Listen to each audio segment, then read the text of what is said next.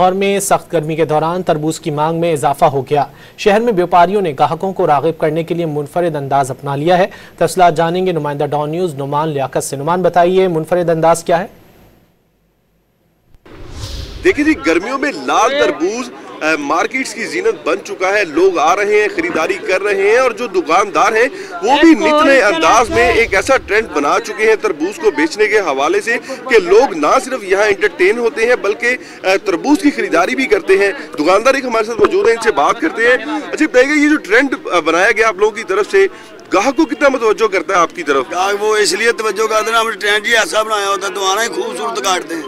और जब काटते गाहक को तवज्जो हो जाती है ये तो गाड़ी लाल है, दूसरा उन्होंने पता नहीं लगता। इस तरह पहले कोई भी नहीं बोले और जिमें जिमें छुरी कटांगे उनमें ज्यादा गाहक आए। कितनी बड़ी तादाद में गाहक आ रहे हैं आजकल जिस तरह गर्मी है? सुबह बहुत रश होंगे, तुम आए लेट हो। सुबह 7 बजे 8 बजे आके देखना किन्ने गाहक होंगे। हर गड्डी ते रौला पै रहा होंगे, सारियां गड्डियां सारी गली हो गई, बहुत रश होंगे।